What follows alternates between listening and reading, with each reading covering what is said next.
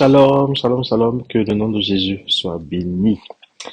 Donc, on se retrouve encore aujourd'hui pour parler de la prochaine œuvre de la chair, qui est la sorcellerie. Que Dieu prenne ce temps dans le creux de ses mains, au nom de Jésus. Amen. Donc, le dictionnaire français définit la sorcellerie comme étant une pratique magique ou mystique dont le but est d'exercer une action généralement néfaste sur autrui. Voilà.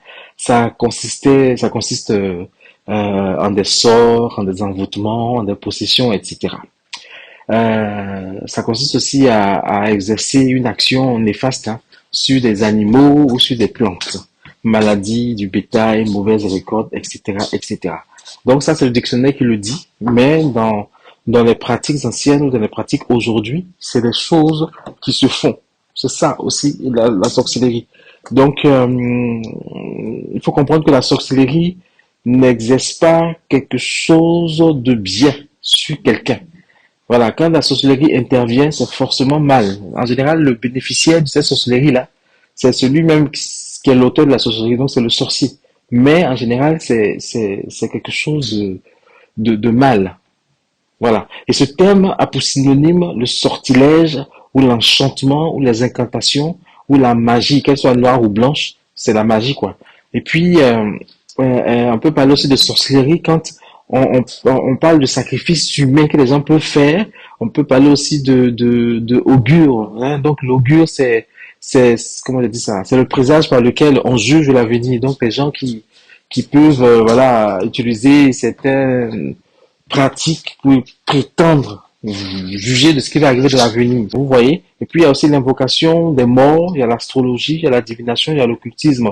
Donc tout cela peut entrer dans le cadre de la sorcellerie.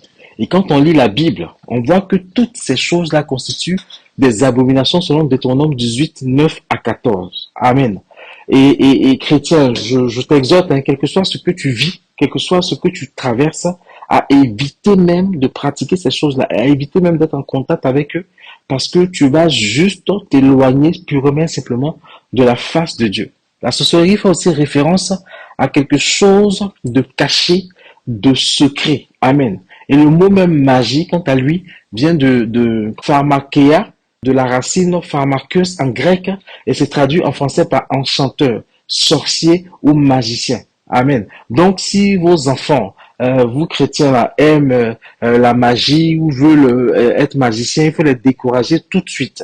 Parce que au-delà des petits illusionnistes qu'on voit là, les grands magiciens, c'est tout un processus spirituel qu'ils mettent en place pour bénéficier de certaines choses. Et les grands magiciens sont comment servis par les esprits qu'on appelle esprits servants. C'est pour cela que vous allez voir quelqu'un qui tient un seul bout de quelque chose et qui retient tout un camion. Parce qu'il y a les esprits servants qui empêchent le camion d'avancer. Donc, à un certain degré de la pratique de la magie, on est obligé de faire alliance avec le monde des ténèbres pour pouvoir avoir certaines pratiques. Donc, c'est des choses, quand Dieu défend de les faire, c'est pas pour nous embêter, ça a un but. C'est juste pour ne pas qu'on puisse vendre nos âmes juste pour avoir des choses éphémères. Amen, amen. Et quand on lit la Bible, on lit ceci. Mais pour les timides, les incrédules, les abominables, les meurtriers, les fornicateurs, les sorciers, les idolâtres et tous les menteurs, leur part sera dans le lac brûlant de feu et de soufre, ce qui est la seconde mort. Apocalypse 21, 8. Ça veut dire que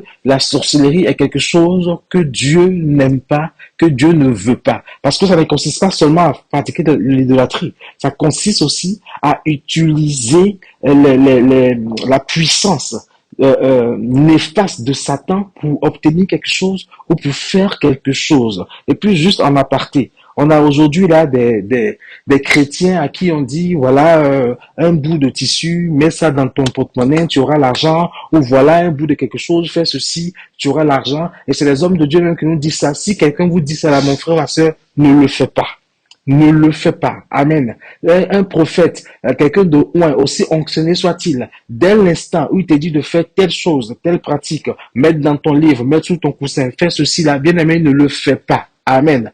Et il faut lire la Bible et puis il faut laisser l'Esprit de nous convaincre de certaines choses parce qu'il y a certaines pratiques, quand tu fais, c'est purement et simplement de la sorcellerie. Faisons vraiment attention. Hein. Dieu n'est pas dans voilà, Dieu n'a pas besoin que tu tu fasses tout ça là, s'il veut te bénir, il va te bénir. Voilà, il a son processus, il a son parcours dans ta vie, il te bénira. Mais il y a certains chrétiens qui pratiquent la sorcellerie sans s'en rendre compte même. Hein? Il y a des chrétiens à qui on a dit, il faut qu'ils prient souvent nus. Et puis ça va déclencher certaines choses. Bien aimés, faisons attention. Faisons attention. Je sais que parfois, on est tellement pressé, on est tellement impatient qu'on veut certaines choses vite et puis on nous donne des pratiques. Mais il faut qu'on fasse attention. Amen. Que Dieu nous bénisse et que Dieu nous aide à comprendre vraiment sa parole et à compter seulement sur lui au nom de Jésus. Soyez bénis et puis on se retrouve vendredi prochain pour la suite. Amen.